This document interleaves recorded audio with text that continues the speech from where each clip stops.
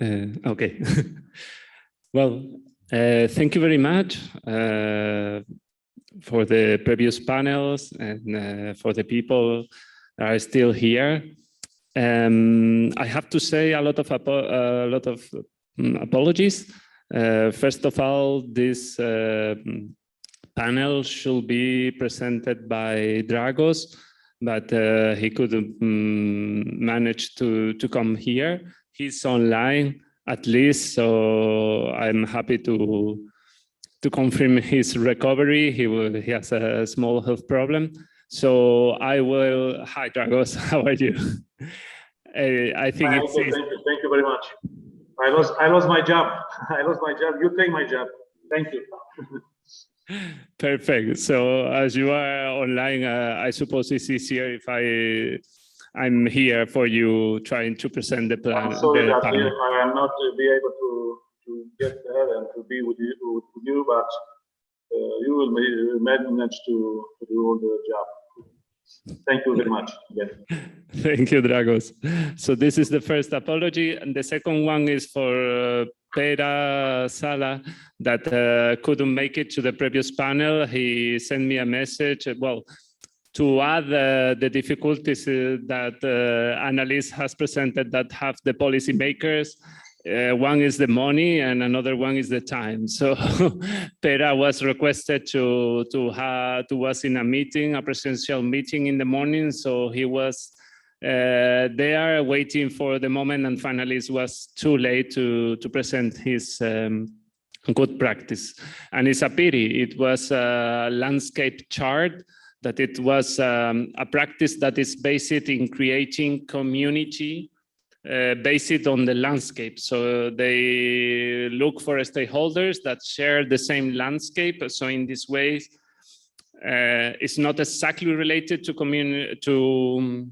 ecosystem services, but once you have the community, you can make, it's easier to make activities related to ecosystem services, to environment, to anything you want. So it was a good idea to have him here presenting this, because he really made an effort to create this community that we say that was the most important and difficult part of the process. Also because the last question, when you say how do you embrace complexity, the moment that you have a community that is based in the landscape already, you have already embraced this complexity. But we left it for another time. In any case, as you say, Janice, you have the books, the practice books that you can download from our webpage, and there you will find more information on this practice. And the last one, apologies, is the one from our first presenter, that it was Ana Morgado. And I'm sorry to say that she's suffering from COVID. And in the last moment, she said, well, it's too much for me. She was in the middle of this. I don't know if you have been through this, but it's a little bit horrible. And for a presentation, I understand for her, it was very difficult. Again, a pity, because it's a nice practice. It was called Forest Restoration and Amelioration Program. And well, I will say a few words, but also I want to present the rest of the panelists. One was Anna. Then we have online Bryan Riney from that will present the Blue-Green City project. So be prepared, Bryan, because you will be only in a few minutes. Then the last presentation is the Green Office from Hungary, and we have here Attila that he will present us here. So perfect. So as I say, just a few words of this forest restoration and amelioration program. It's a program that the Barcelona Province Council, they provide technological and financial support to different city councils in the province. And this technical and financial support is to enhance, to ameliorate the restoration of forests that have been destroyed by forest fire, and also for planning. And in this planning, the process is to find priority areas that need this kind of restoration or to avoid future fires. And also a good thing that came from this program is that they made a good use of forest biomass. So instead of be a risk for future forest fire, they used this forest biomass for energy, and it was very successful in the different places that they have taken this program. I forget to say, too much improvisation. We saw the first panel was about planning, the second was about arrangements, and this third panel is about action. So it's really to put the hands into work. That's why this first example of forest restoration that is already working. And for the second example, we have Bryan online. I give you the floor. Please, Bryan, thank you.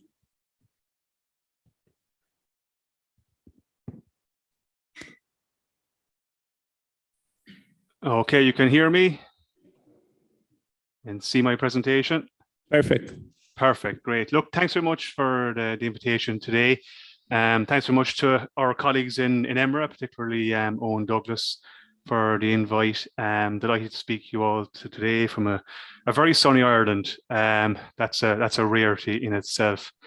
My name is Bryan Riney. I work as a regional planner with the Southern Regional Assembly in Ireland, and I'm just going to provide a presentation of how we've been trying to improve policies and actions that promote blue-green infrastructure and nature-based solutions within our region. So that's turning, yeah. Just outline the structure of this presentation. I'll firstly talk about what we mean by blue-green infrastructure and nature-based solutions. As you all know, there's an awful lot of complex definitions of these two items that are out there. But we work with elected members, we work with members of the public, so we have to distill it down to something that's digestible and understandable for people. So no harm in letting you all know what we feel these two terms mean.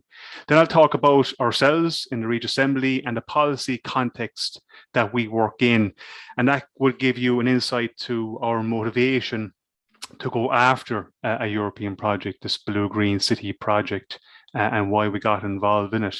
And I'll talk about the project itself. There's two elements really to the project, of how we worked in the region to understand the problem we're trying to solve, and how on our journey there to get to that shared challenge, and then how the international good practices assisted us to find solutions and assisted us to find ways to make progress.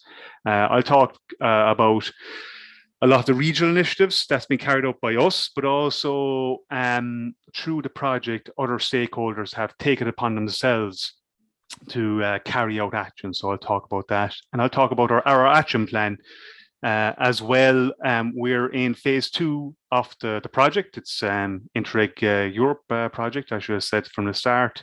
So we're in phase 2 now. We have our actions which we're trying to implement. So that's the structure of the presentation. We'll get going. So blue-green infrastructure, it's a very broad umbrella term for green spaces and the water environment that we contain in a settlement or even a broader area. Examples would be a park and a wetland.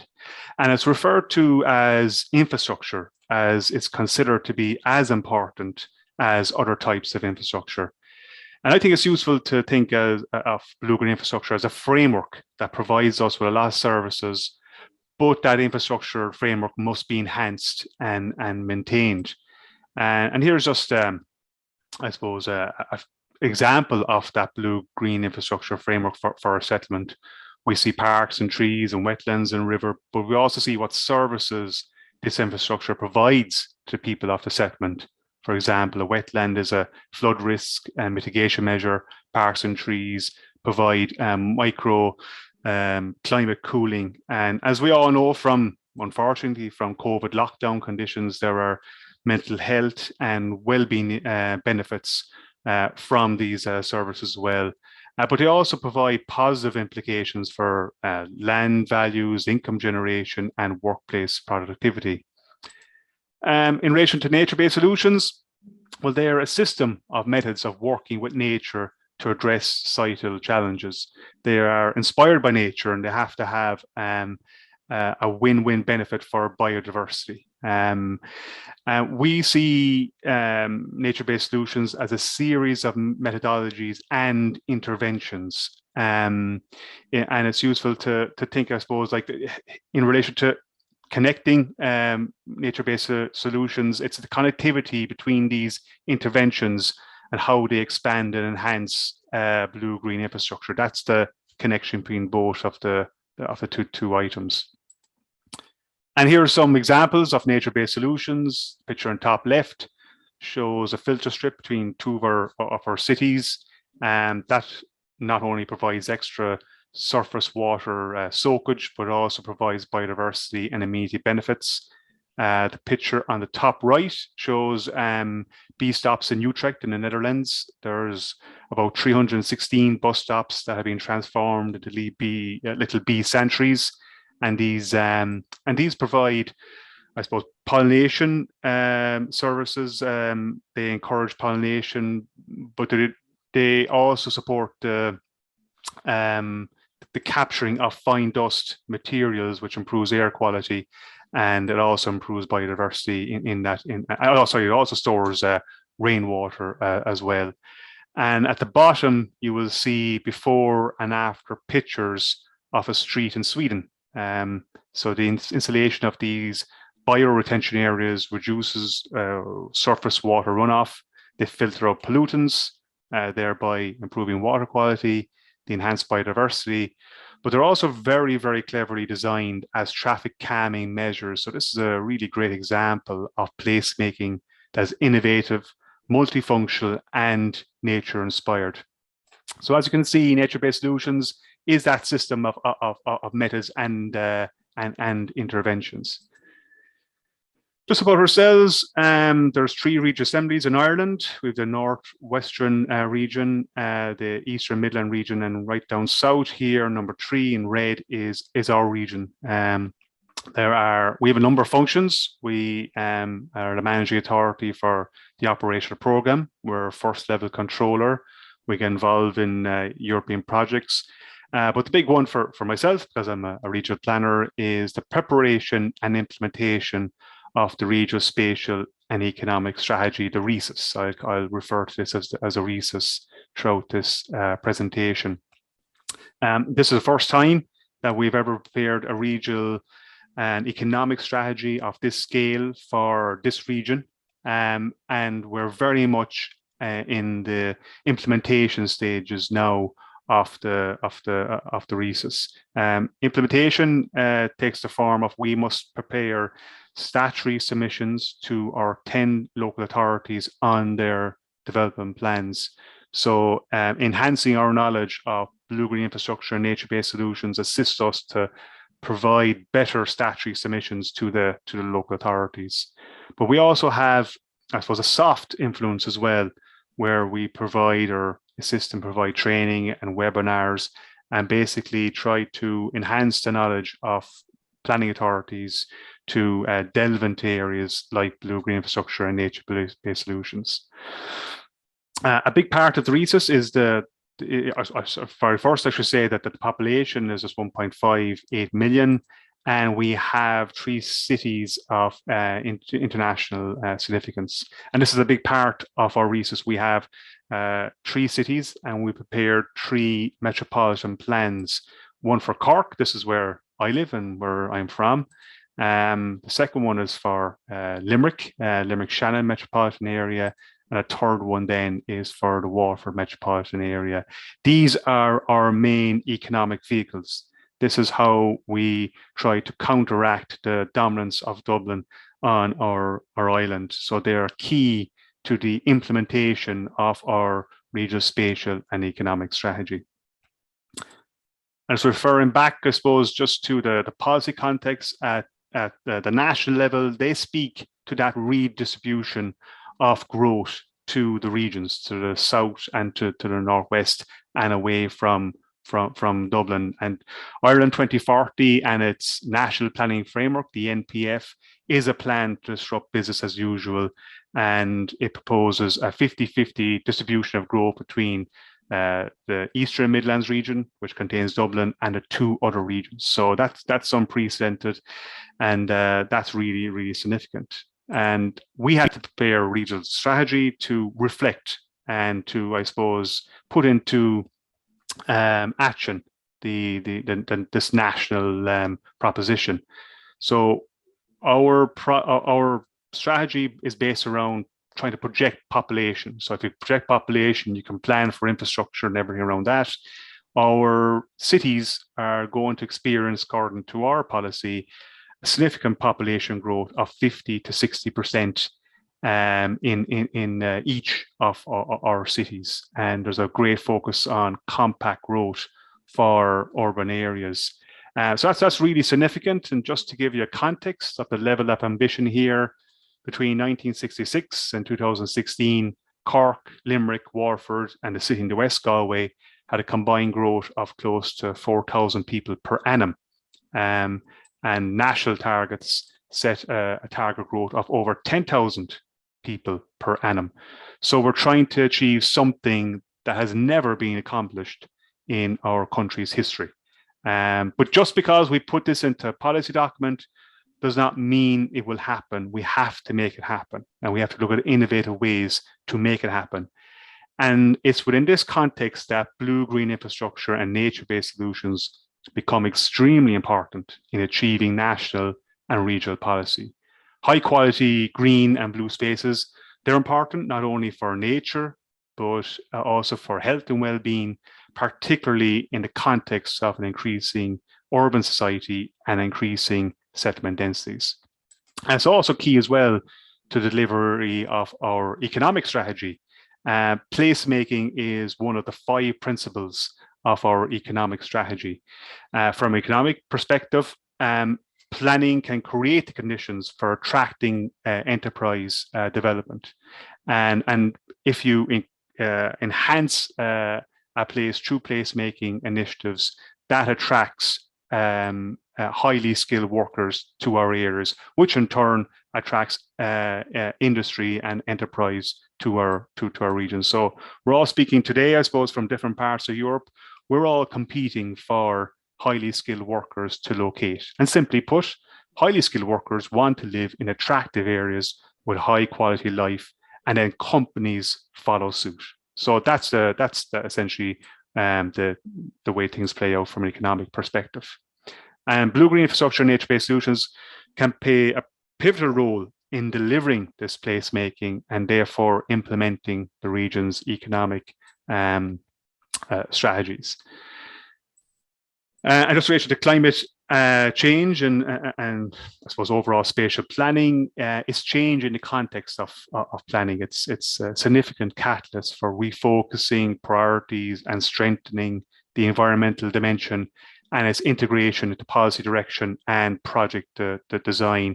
And blue-green infrastructure and nature-based solutions play both a mitigation and adaptation role in climate action, and this makes them very valuable in tackling these two causes for climate change and also rebuilding building resilience for the future. And just in relation to wastewater, we can see here just from the images that only 10% water runoff from areas with natural ground. There's only 10% water runoff from areas with natural ground cover, while areas with high rates of impervious cover experience over 55% runoff. And this places huge pressure on the combined foul and surface water systems that the majority of our settlements have. And our service provider in this regard, Irish Water, they're pushing really strongly for local authorities to embrace blue-green infrastructure and nature-based solutions, because that holds the water and prevents it getting into the system, and thereby lifting the restrictive infrastructure cap that many of our settlements have. And just to say, to finish this on the policy side of things, like our RISA says that a policy approach based solely on environmental protection and conservation will not suffice. There has to be intervention here. And we see that the factors of environmental progress are assembled around local and economic motivation. And there's two very good examples here in our region for the Burn Programme and the River Allo catchment. Both of these initiatives put farmers at the centre of the conservation agenda and pay them based on environmental performance. This wasn't compensation now, this was based on performance. And in the Burn, for example, this picture to the left, this is retained enhanced unique landscape, which is a major tourism attraction and revenue generator for the area. So the win is, look, it's a win-win situation for biodiversity, society, and the economy. But it's very notable that a lot of our good examples here are within a rural context. We're primarily focused on a settlement context, and that's probably maybe the little difference, I suppose, we have between our project, the Blue Green City project, and Progress. We're mostly focused on settlements. So you can see we're highly motivated from a policy context, and that's very important because you don't want to go into a European project without that motivation, because you've got to dedicate time, you've got to dedicate resources to projects to extract the maximum out of it. And we see the Blue Green City project as a key implementation tool for our regional spatial economic strategy for the RISAs.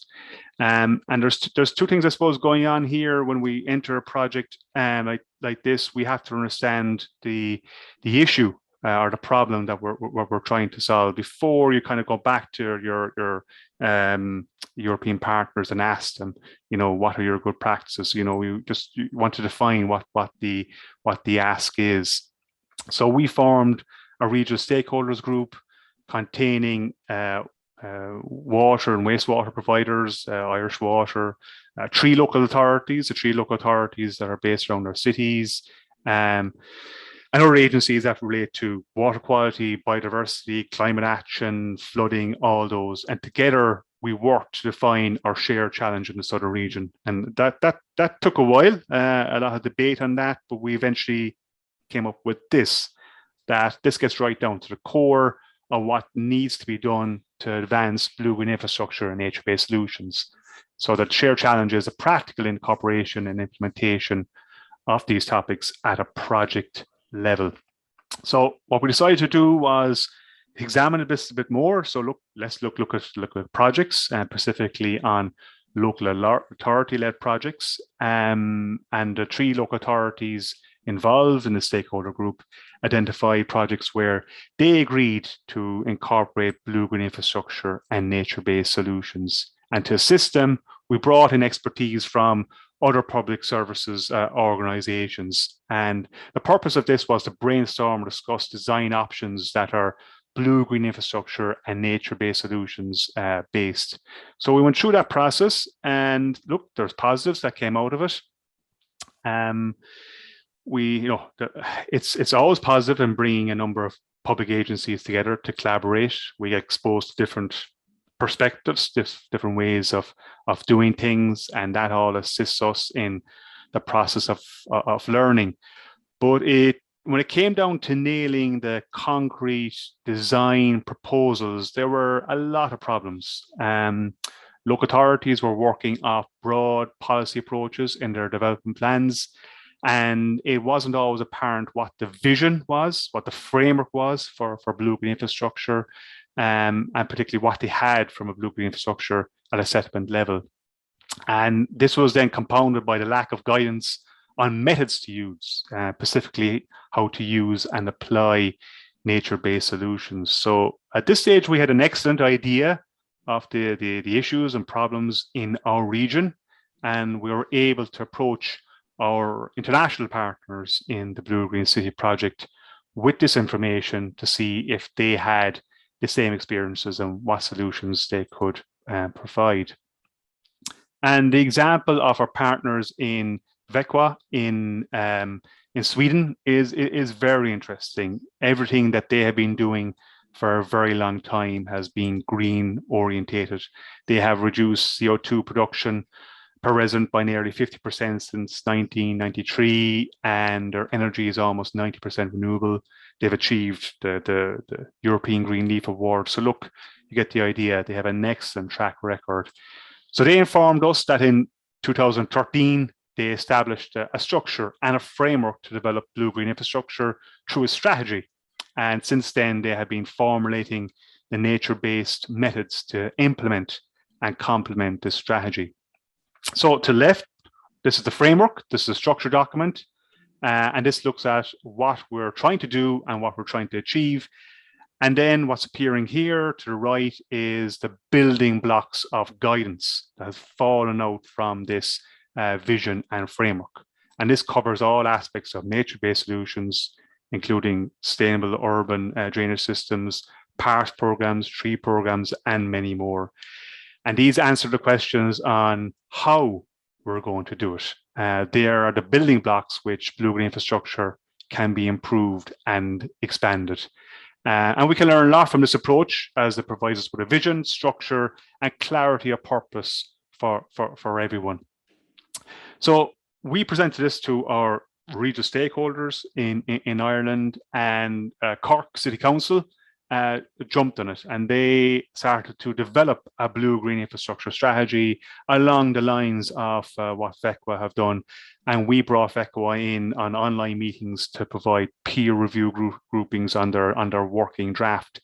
And Cork were particularly struck by, I suppose, the approach that VECWA made of having the framework, but then having the methodology that falls over it. So it's a constantly an ongoing progress. We're delighted to say that Limerick City and County Council followed suit, and they are developing their blue-green infrastructure strategy that very much aligns with what Cork have done and following, I suppose, the example of VECWA. So pretty soon we're going to have 2 of our 3 cities will have blue-green infrastructure strategies. So that's a major plus for us, and it's it's a major plus in closing the knowledge gap in the region, and it is significant progress. Brian, 1 minute, please. Okay, right. Well, I have to run down through it first. So just like I suppose a majority of settlements in Europe, English stat have a declining biodiversity. And I'll just skip maybe straight forward. They have introduced a species-centered approach called animal-led design, where they target species at the design level, and they use this then to incorporate into their building design. So this is, I suppose, a way of avoiding issues at a planning stage. And avoiding issues, I suppose, in relation to looking at the impact of habitats and species during the planning process. I'll skip down through this just to outline some of the things that we have done and our partners have done, and nature-based solutions to approach to improving water quality has been prepared by one of our stakeholders. We organize numerous amounts of workshops and training courses for planners across the country to try and bridge that gap. We have developed a blue-green infrastructure framework as well, which looks at the 3 different stages of when you're developing a project. This is a very high level framework that looks at best practice and case studies for blue-green infrastructure and nature-based solutions. That has been produced as well in phase 1. And in phase 2, what we're looking at is improving the governance by establishing a network for blue-green infrastructure and nature-based solutions in the southern region.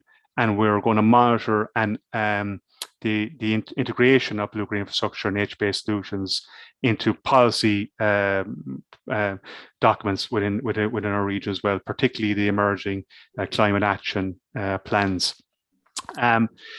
So look, this is my last slide here, just to kind of, I suppose, reflect on where we are. Look, working with nature is an integral part of the Irish culture. It's an integral part of our language. The language which has been spoken here for thousands of years is rooted into the landscape, which is, I suppose, it's a way of living in tune with nature that's, you know, uncanny and precious. The Irish word for sale means both life and world.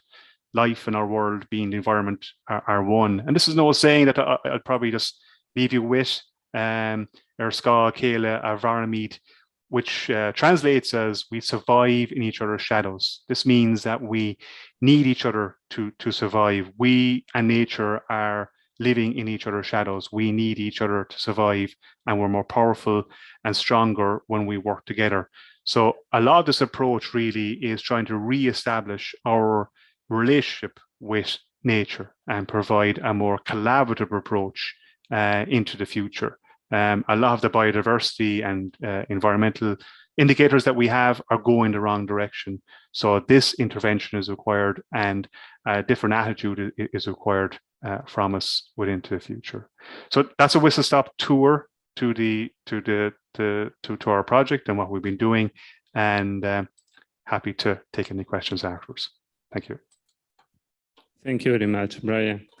Well, a very nice presentation, and I really like that you mentioned a couple of things that we normally forget. For example, that among these ecological benefits is the psychological health that is also necessary in these times. And also I like that you focus in the urban environment, because we have talked a lot about other kind of natural environments that are easy to understand as ecosystems, but that we saw in the videos, also agricultural ecosystems are part of the environment. And of course, urban environments are necessary, and we need them healthy to profit them. So I give the floor to the last presentation of the panel and today. Thank you.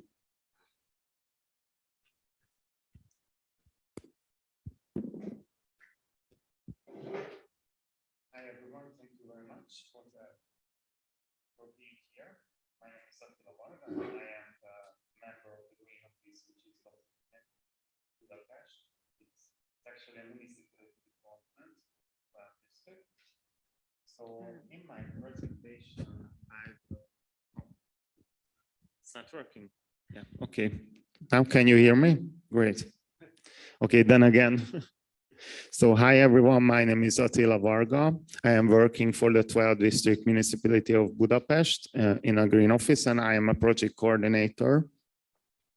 And thank you for having me. It's really great to see you in person and in face, and also hi to everyone looking in Zoom. In my presentation, I will try to give you a general impression of our Green Office. What are we doing? Who are we? How we try to reach people, and just to give you some examples. Yes. Is it working? Yeah.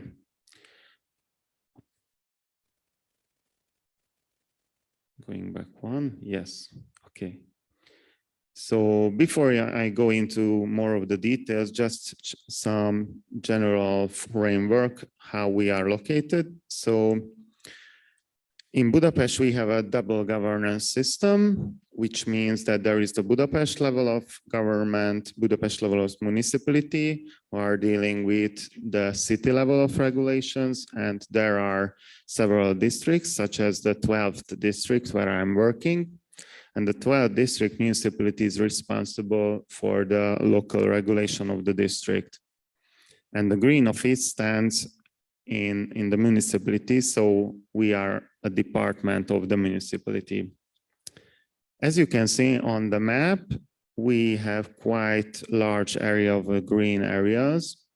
And the left side, which is on the Buda side of the district, called Normafa Park, and it is being managed by a different company, but it's under the regulation of the municipality. It's actually a naturally protected area.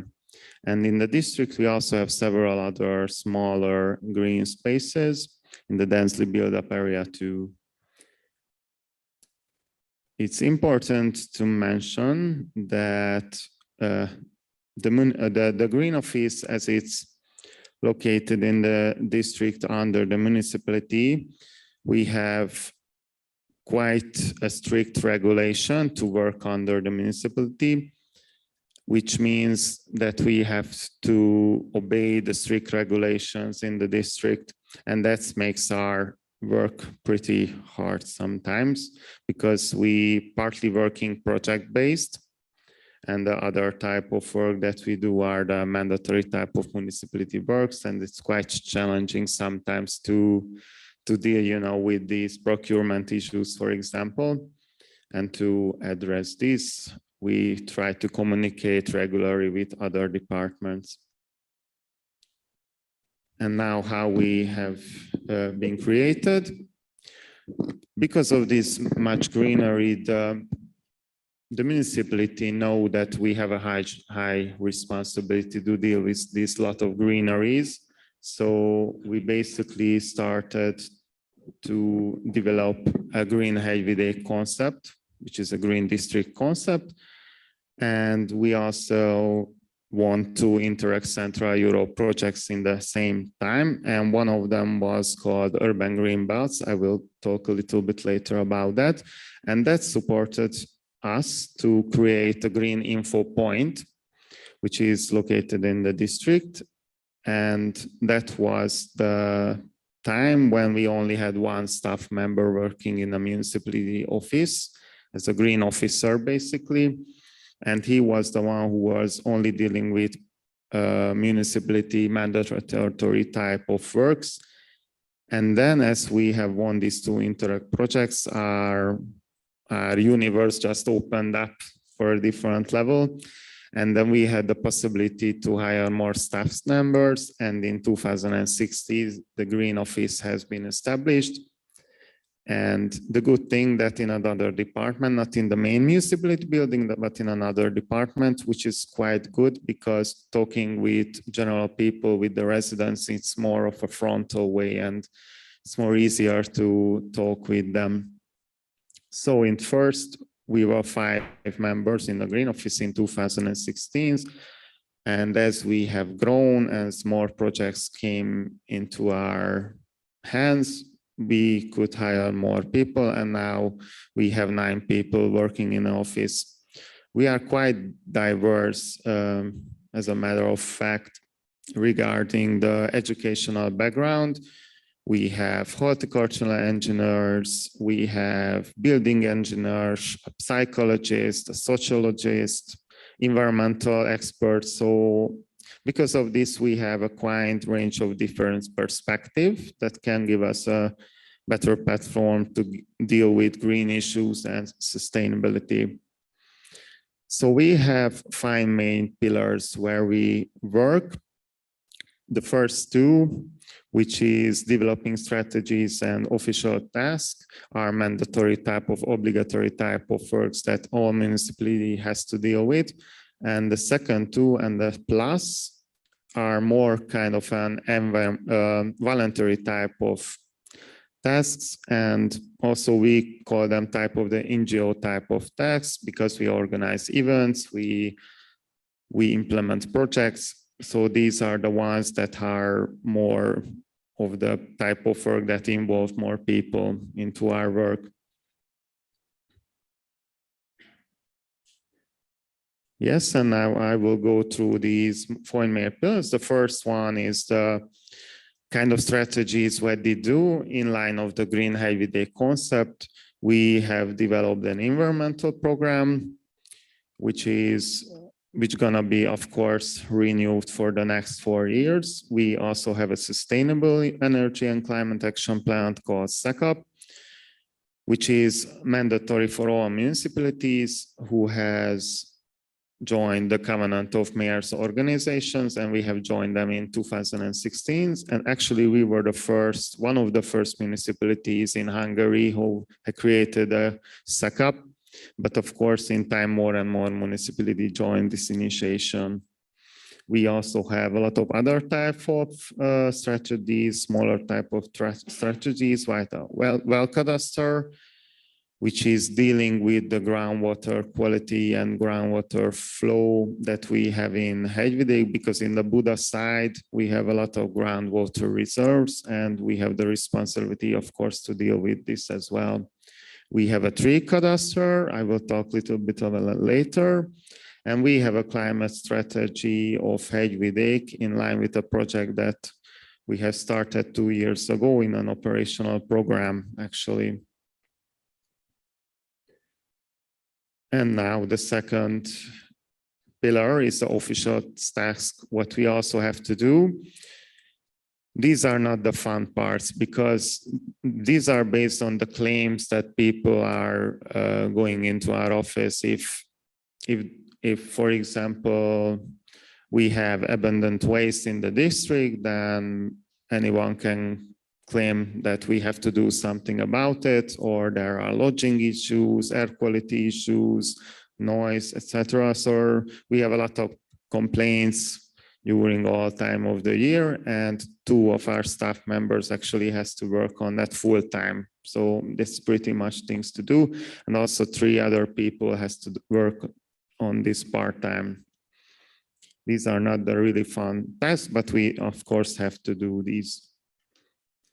And now more of the fun part is the third pillar. We have quite a complex programs for residents and for educational purposes, and of course to raise awareness. These are the more key parts that can support a better communication between residents and the municipality. And I will, for example, there is the composting program, where we distribute compost frame for the residents each time a year, and they only have to register. This is a totally free program, and they also has to attend on a lecture about composting. We have a residential shredding program. This is something for free as well for the residents, where basically an external company is shredding their branches, maximum 10 square meter per household. And at this household, this greenery has to stay for the on-site utilization. So this is also something that can enhance a greener lifestyle for the residents. And we have a horse chestnut program for the residents as well. This is half for the price, because this is a pest control type of program for them. Yes, and we have a small green sprays stewardship program. This program was quite popular among our partners because this was part of our Interreg Central Europe project pilot project.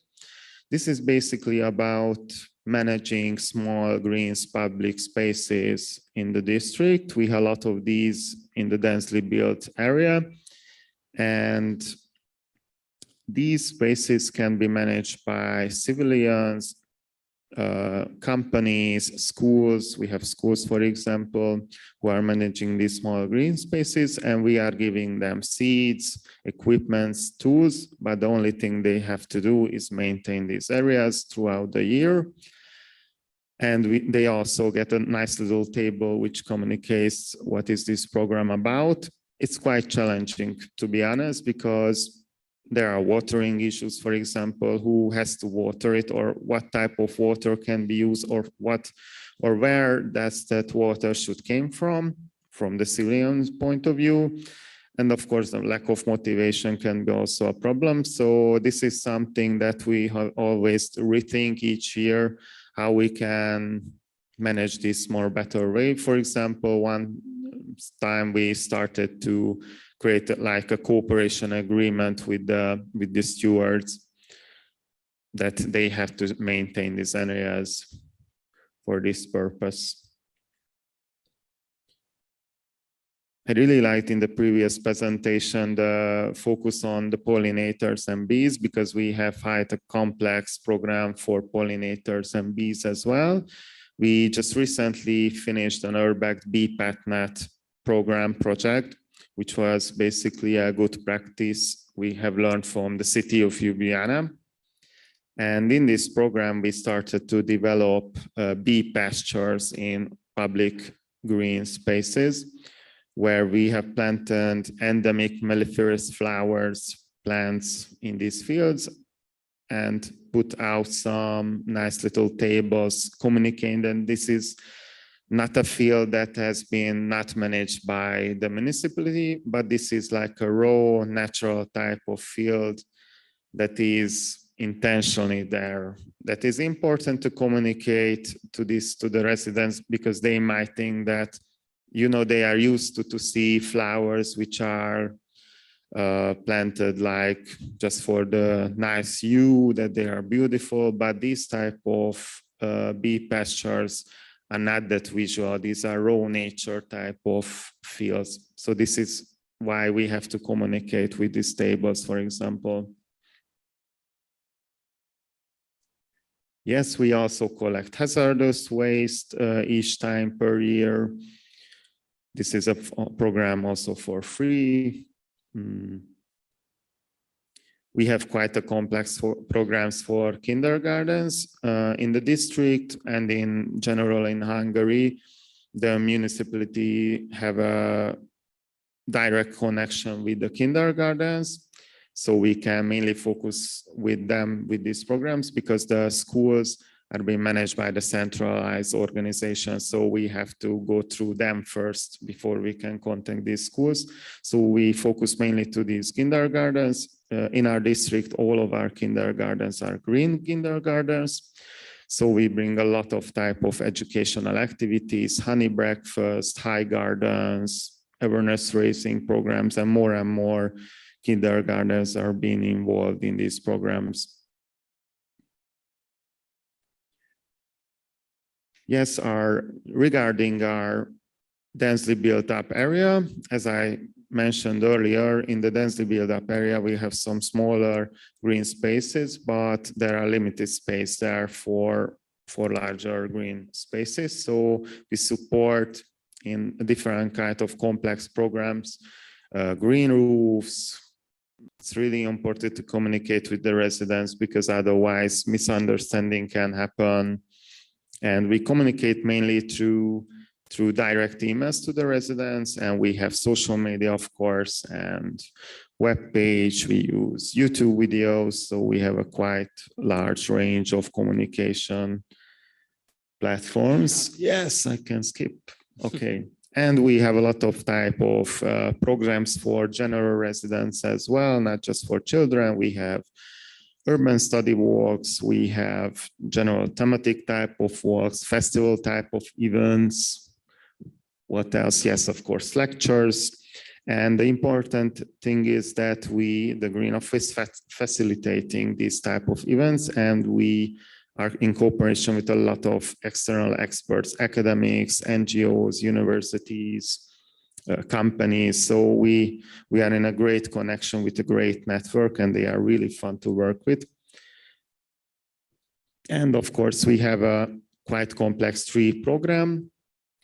We have a tree cadastre with almost like 9,000 trees in this tree database. These are only public green space, public green spaces managed by the municipality, because in the district we have different ownerships of these green spaces. So that's quite challenging to work, because some of these spaces are managed by the city level government, some of these are being managed by a different company, and some, of course, managed by the municipality.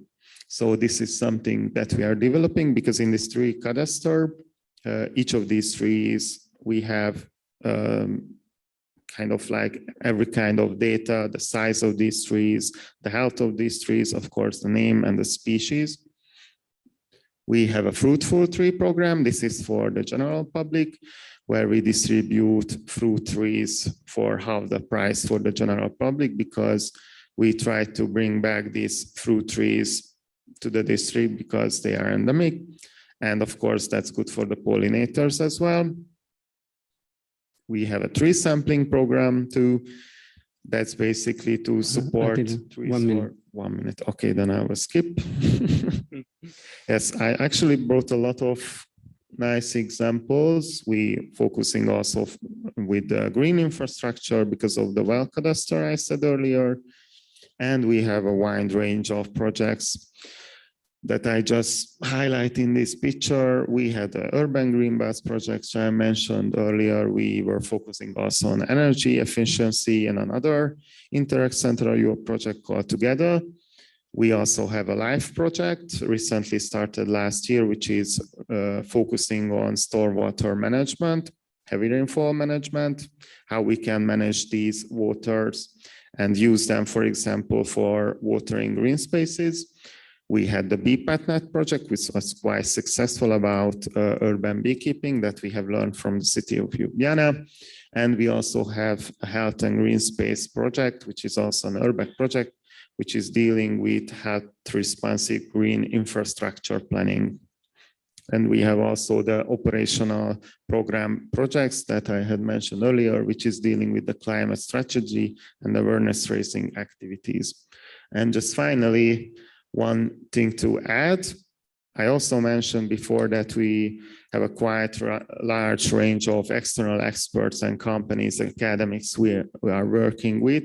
So we have two main initiations under this umbrella. One of them is a building maintenance cooperation, basically, with public building maintenance to make this building more energy efficient. And the other is called the Közölt Forum, which is a forum for Budapest level municipality departments to deal with legislation issues, to speak about their experience in their districts. So we are the one who are organizing these different departments in other districts as well to share our experience.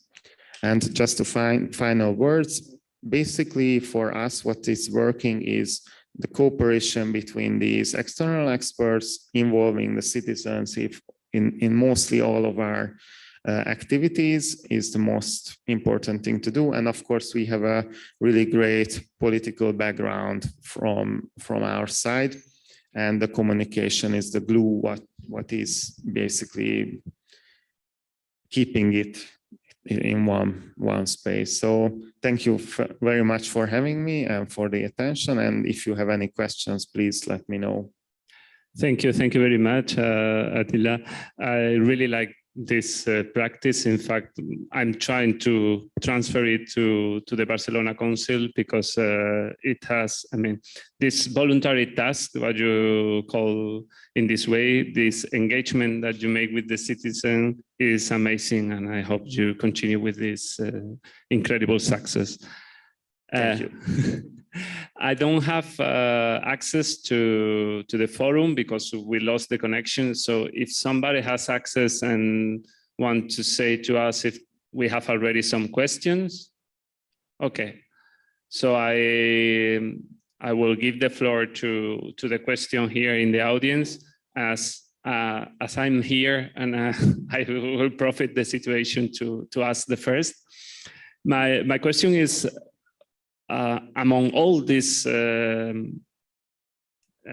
actions that you have shown, how do you elect this action? It's also by the people that you engage, or you offer them some of this action and they choose some of them? How do you make this process? Yes, most of the time we offer these actions to the people, but of course, sometimes we do some surveys, what they want to do or what are their needs. But most of the time we generated, because of this green Hegyvidék concept, that it's important to raise the people awareness, because in the district, the people who live there mostly are actually quite rich.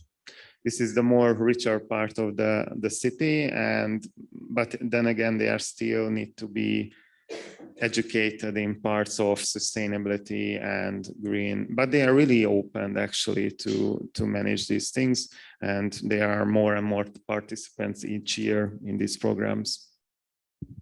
Cool. I have a question, I think, or an announcement. No, it's a question about the tree cadastre. You mentioned that Is this an online application based on GIS? Can you explain it? Yes, it's a GIS based partly, but also we have a device called a fuck up. It sounds stupid, but it's not that like. It's basically called like a tree operational system, which is working like a tomograph. We can measure all the trees personally with this type of tomograph. How is their health, basically, if they have a hole inside or if they have any kind of pest that we can indicate with this. And we have measured this basically throughout the years, in the last years. And yes, we have also have this database of based on the GIS. And all the data are basically, yeah, not just the health of the trees, but the size of the trees, the name and species of the trees are also part of this database. Any more questions?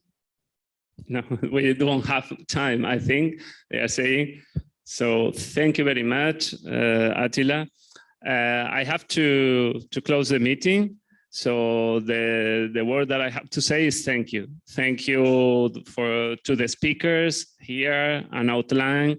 And thank you to the audience. It was a long journey, but I hope it was interesting. So thank you to all. And for the people that are here, we have lunch outside. So I hope you all enjoy it. Bye.